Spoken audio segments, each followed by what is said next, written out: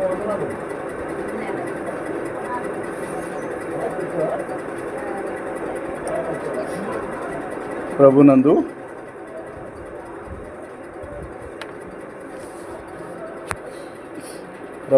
ప్రియమైన సహోదర సహోదరులారా, ప్రభు అయిన యేసుక్రీస్తు వారి నామములో మీ అందరికీ వందనాలు తెలియచేస్తా ఉన్నాము.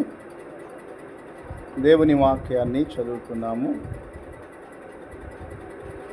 అపోస్తుడైన పౌలు ఫిలిప్పీలకు రాసిన పత్రిక 1వ అధ్యాయము 19 నుండి 26 వరకు ఉన్న వాక్య భాగాన్ని చదువుతున్నా. మరియు నేను ఏ విషయములోనూ సిగ్గుపడక ఎప్పటి వలనే ఇప్పుడును పూర్ణ ధైర్యముతో బోధించుట వలన నా బ్రతుకు మూలముగానైనను సరే, చావు మూలముగానైనను సరే, క్రీస్తు నా శరీరమందు గణపరచబడునని నేను మిగుల అపేక్షించుచు నిరీక్షించుచున్న ప్రకారముగా మీ ప్రార్థనల వలనను యేసుక్రీస్తు యొక్క ఆత్మ నాకు సమృద్ధిగా కలుగుట వలనను ఆ ప్రకటన నాకు రక్షణార్థముగా పరిణమించునని నేను ఎరుగుదును. నా మట్టుకైతే బ్రతుకుట క్రీస్తే, చావైతే లాభము. అయినను శరీరముతో నేను జీవించుటయే నాకున్న పనికి ఫలసాధనమైన ఎడల నేనేమి కోరుకుందునో నాకు తోచలేదు. ఈ రెంటి మధ్యను ఇరుకునబడి ఉన్నాను.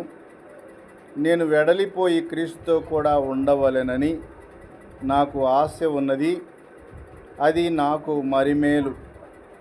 అయినను నేను శరీరమందు నిలిచియుండుట మిమ్మును బట్టి మరి అవసరమై ఉన్నది.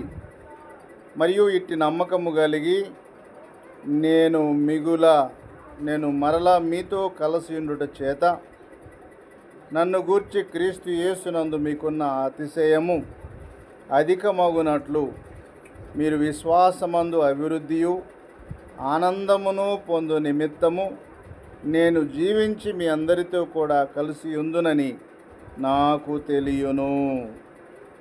ప్రార్థన చేసుకొని దేవుని వాక్యాన్ని ధ్యానం చేసుకుందాం.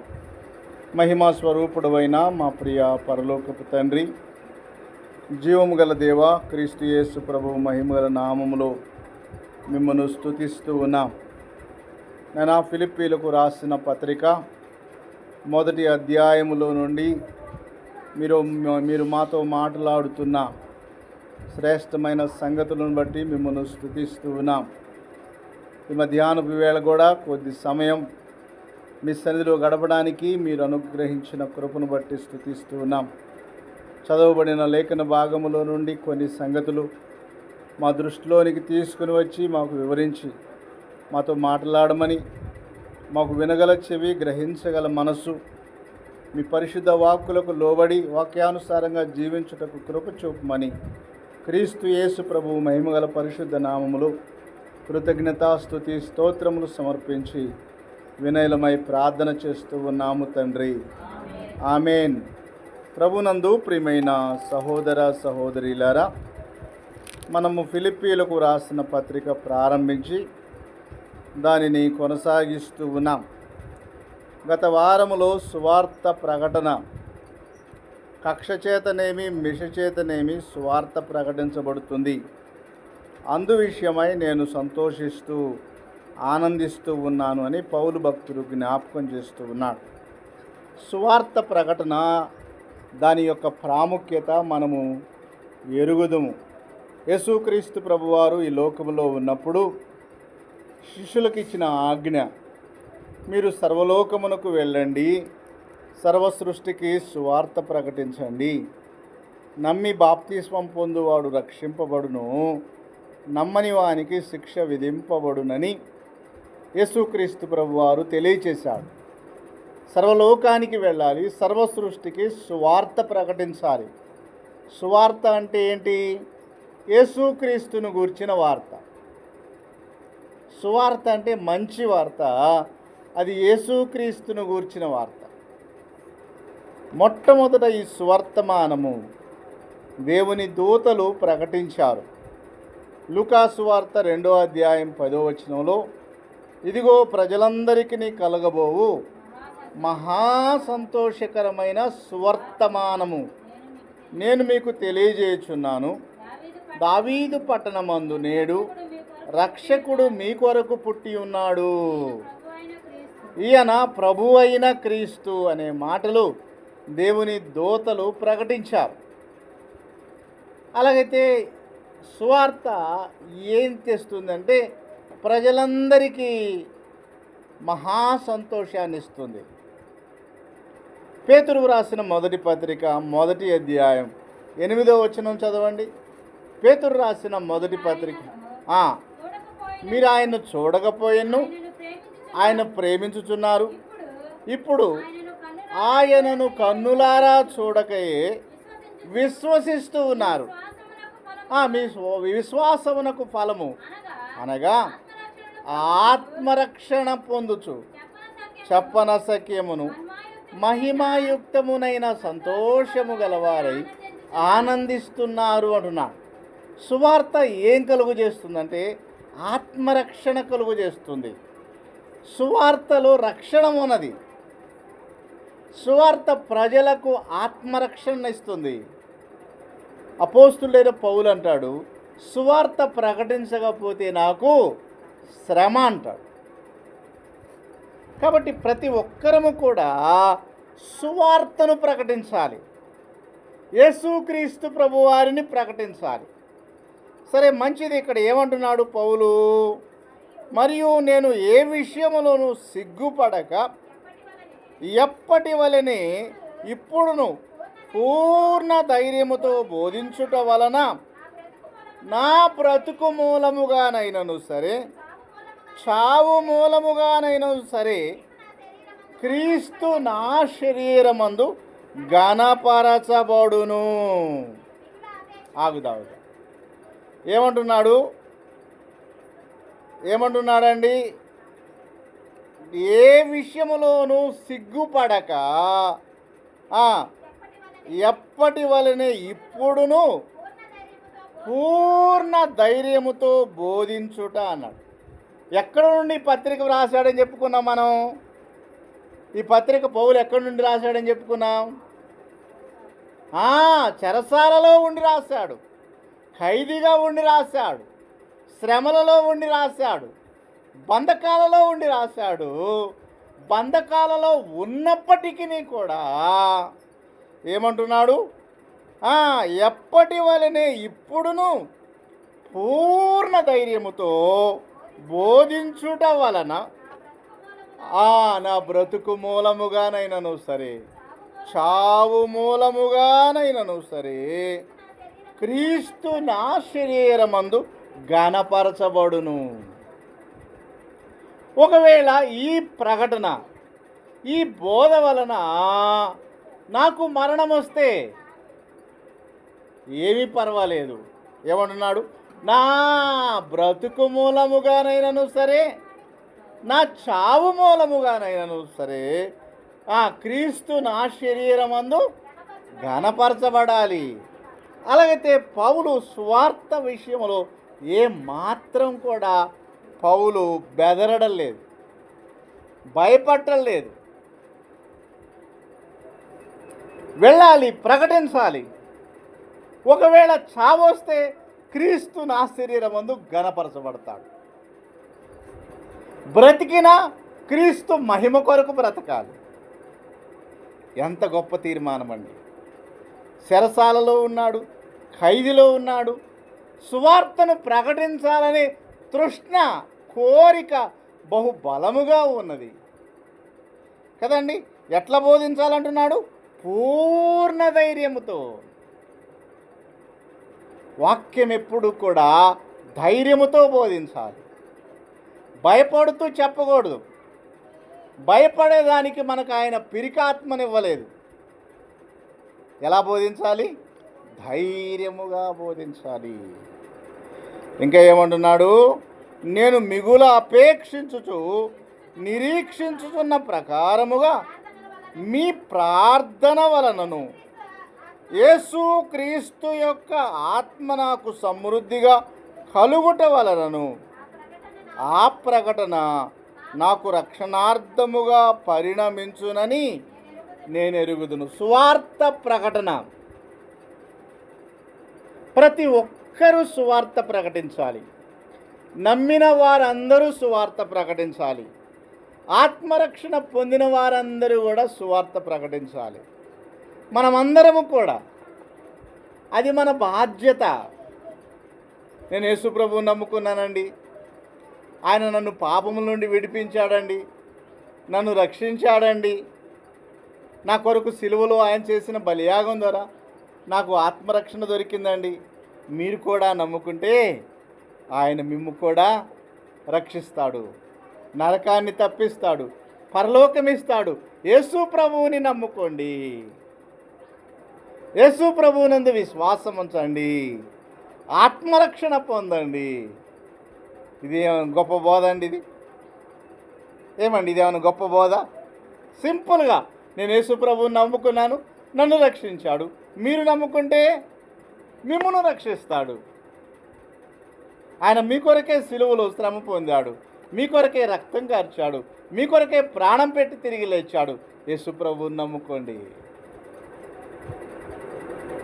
పౌలు ఖైదులో ఉండి కూడా సువార్త ప్రకటించాడు, బంధకాల్లో ఉండి సువార్త ప్రకటించాడు. చూడండి, అపోస్తుల కార్యముల గ్రంథం 16వ అధ్యాయం.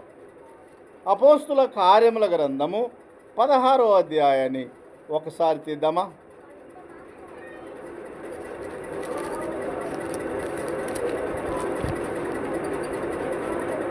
ఇరవై 25 వచనాన్ని చదువుకో.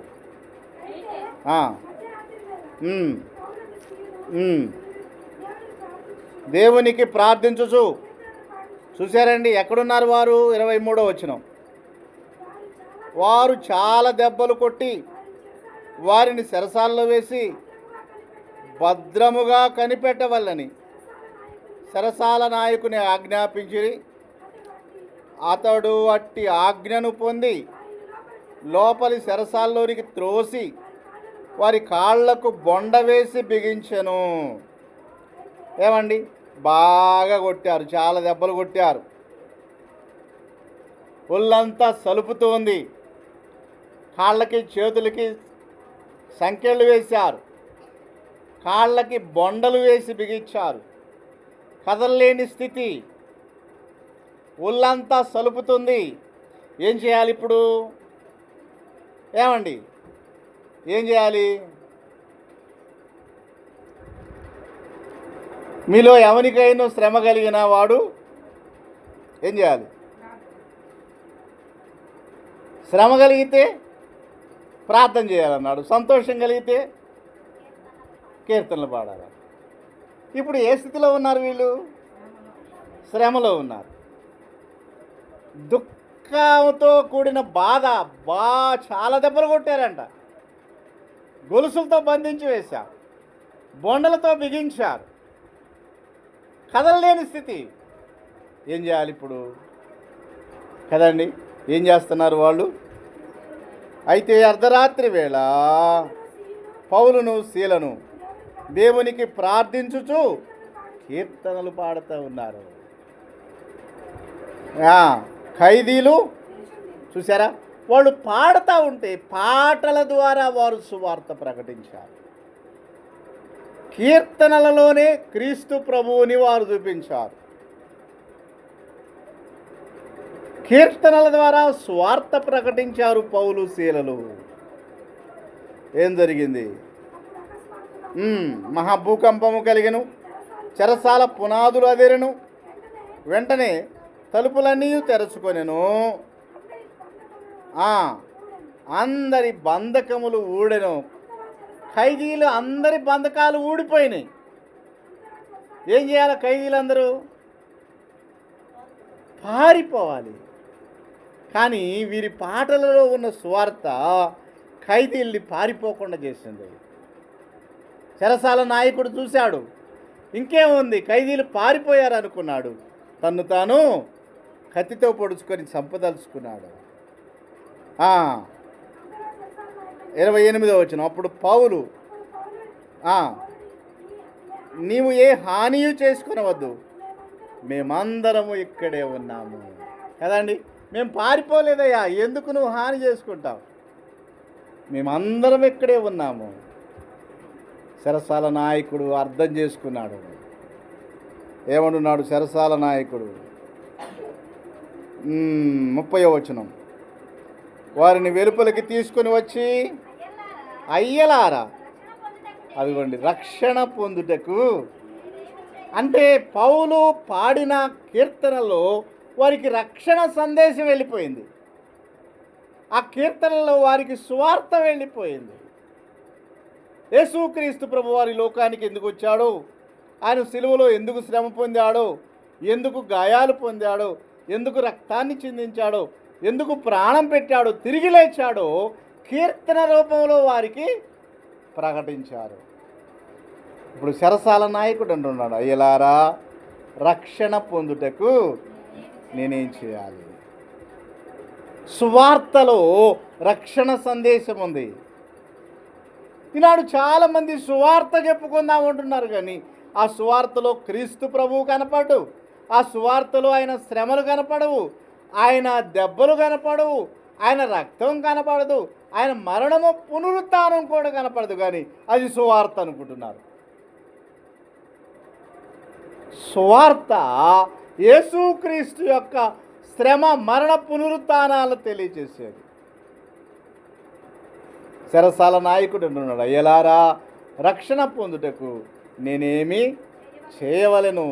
అలాగైతే చెరసాల్లో ఉన్నాడు పౌలు, చెరసాల్లో ఉండి పత్రిక రాస్తూ ఉన్నాడు పౌలు. చెరసాల నుండి రాస్తూ ఏమంటున్నాడు? నేను పూర్ణ ధైర్యముతో బోధించాలి కదండి.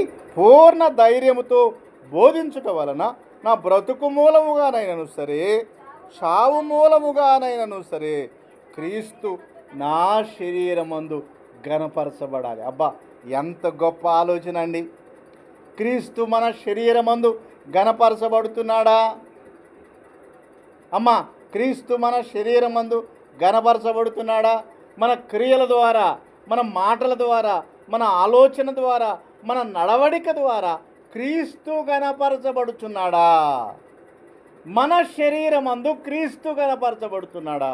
పౌలు అంటున్నాడు, నా శరీరమందు క్రీస్తు ఘనపరచబడునని నేను మిగుల అపేక్షించుచు నిరీక్షించుచున్న ప్రకారము మీ ప్రార్థన వలన యేసుక్రీస్తు యొక్క ఆత్మ నాకు సమృద్ధిగా కలుగుట వలనను ఆ ప్రకటన నాకు రక్షణార్థముగా పరిణమించునని నేను ఎరుగుదును. సువార్త ప్రకటన దేవుని పిల్లలకు రక్షణార్థం. ఒక మాట చదువుతారా? కొరింథీయులకు రాసిన మొదటి పత్రిక 1వ అధ్యాయం 18వ వచనం. అదిగోండి, సిలువను గూర్చిన వార్త నశించుచున్న వారికి వెర్రితనము గాని రక్షింపబడుచున్న మనకు ఏంటండి? సిలువను గూర్చిన వార్త దేవుని శక్తి. ఎవరికి? రక్షింపబడుచు ఉన్న మనకి. సువార్త ప్రకటన నాకు రక్షణార్థముగా పరిణమించునంటున్నాడు పౌలు. సువార్త ప్రకటన ద్వారా నా రక్షణ. ప్రకటనలో వ్యక్తిగతమైన రక్షణ ఉన్నది, సువార్త ప్రకటనలో ఎదుటివారి రక్షణ ఉన్నది. ఇంకా ఏమంటున్నాడు? 21వ వచనం. నా మట్టుకైతే బ్రతుకుట క్రీస్తే, చావైతే లాభము. పౌలు యొక్క గురి, పౌలు యొక్క గమ్యం ఏంటో ఇక్కడ కనబడుతుంది.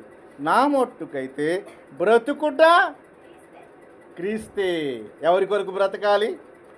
ఏవండి, ఎవరి కొరకు బ్రతకాలి మనం? కొరింథీయులకు రాసిన పత్రిక 2వ పత్రిక, కొరింథీయులకు రాసిన 2వ పత్రిక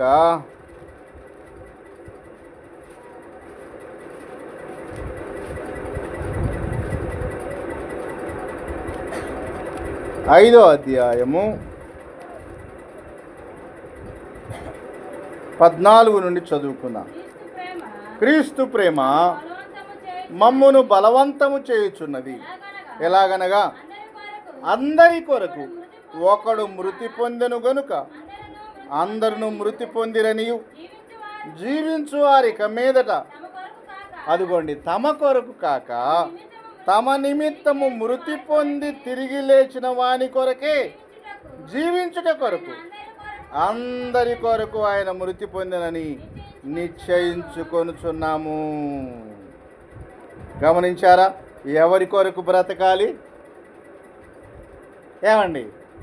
తమ నిమిత్తము మృతి పొంది తిరిగి లేచిన వాని కొరకు బ్రతకాలి. ఎవరు మన కొరకు మృతి పొంది తిరిగి లేచారు? ఆ ప్రభువు కొరకు మనము బ్రతకాలి అని దేవుని వాక్యము ద్వారా హెచ్చరించబడుతున్నాం. పౌలు అంటున్నాడు, నా మట్టుకైతే బ్రతుకుట క్రీస్తే. ఏంది ఇలా ముడుసులు బలం ఎక్కువగా ఉందండి నాకు అమ్మా. నా మట్టుకైతే బ్రతుకుట క్రీస్తే, చావైతే ఏమండి? చావు ఎవరికైనా లాభంగా ఉంటుందా?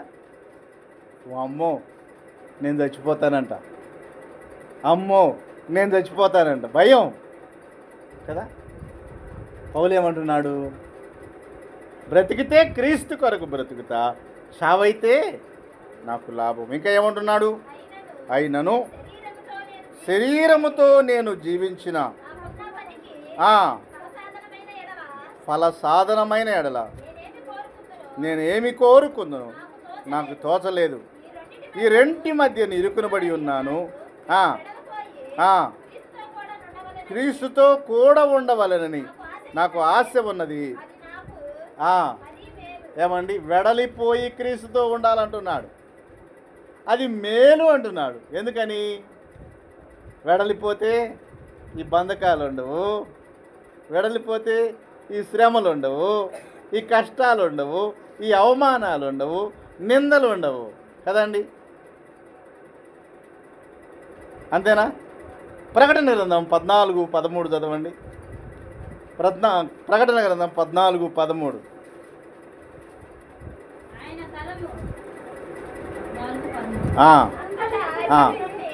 ఇప్పటి నుండి ప్రభువునందు ఉండి మృతునందు మృతులు ధన్యులని వ్రాయమని ఒక స్వరము చెప్పగా వింటిని. నిజమే, అదిగోండి వారు తమ ప్రయాసములు మాని విశ్రాంతి పొందుతారు. అదిగోండి వారి క్రియలు వారి వెంట పోవునని ఆత్మ చెప్పుచున్నాడు. అలాగైతే వెడలిపోతే ఏముంది? ఏమ్మా పలకరేందమ్మా? ఈ లోకాన్ని విడిస్తే ఏముంది?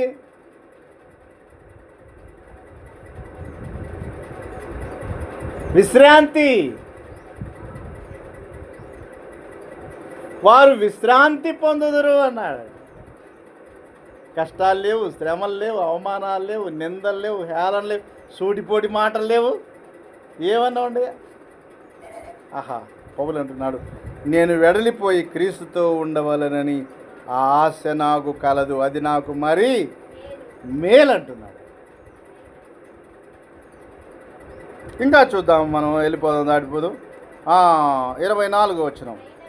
అయినను నేను శరీరమందు నిలిచి ఉండుట మిమ్మును బట్టి మరి అవసరమై ఉన్నది. ఇట్టి నమ్మకము కలిగి నేను మరల మీతో కలిసి ఉండుట చేత నన్ను గూర్చి క్రీస్తు యేసునందు మీకున్న అతిశయము అధికమగునట్లు మీరు విశ్వాసమునందు అభివృద్ధియు ఆనందమును పొందు నిమిత్తము నేను జీవించి మీ అందరితో కూడా కలిసి ఉందునని నాకు తెలియను. ఇక్కడ 2 రకాల అనుభవాలు పౌలు ఉన్నాడు. ఒక పక్క రోమా ఖైదు, ఒక పక్క మరణానికి దగ్గరవుతున్నాడు. కొన్ని రోజుల్లో లేక కొన్ని దినాల్లో పౌలు శిరచ్ఛేదనం చేయబడాలి. పౌలు తల నరకబోతున్నారు, తన కళ్ళకు కనబడబోతుంది. అందుకని అంటున్నాడు, నేను వెడలిపోయి క్రీస్తుతో ఉండుట నాకు మేలు అంటున్నాడు. నా మట్టుకైతే బ్రతుకుట క్రీస్తే, సావైతే నాకు లాభం అంటున్నాడు. చూసారా పౌలు యొక్క గురి, పౌలు యొక్క గమ్యం. అంటే పౌలు ఈ లోకం వైపు చూడటం లేదు, పరలోకములో. ఒక్క మాట చదువుకొని మనం ముగించుకుందాం. హెబ్రీలకు రాసిన పత్రికలో మోషేని గురించి ఒక శ్రేష్టమైన మాట కనబడుతుంది. హెబ్రీలకు రాసిన పత్రిక 11వ అధ్యాయము 24-25 వచనాలు కలిసి ఉంటుంది.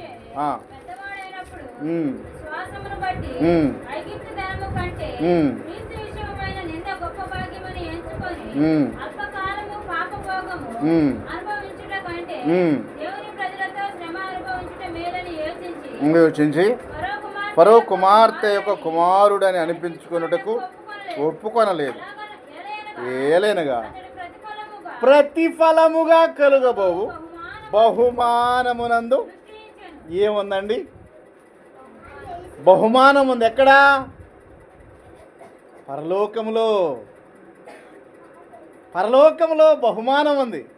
ఇక్కడ దేవుని కొరకు నమ్మకంగా ఉంటే, దేవుని కొరకు భక్తిగా ఉంటే, దేవుని కొరకు యథార్థంగా ఉంటే, ఆయన కొరకు ఈ లోకంలో నమ్మకంగా మనం జీవిస్తే ఏముంటుంది?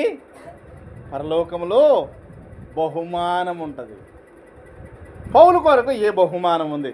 ఒక్క మాట జ్ఞాపకం చేసుకొని ముగించుకుందాం. తిమోతికి రాసిన 2వ పత్రిక 4వ అధ్యాయము 8వ వచనాన్ని చదువుకుందాం.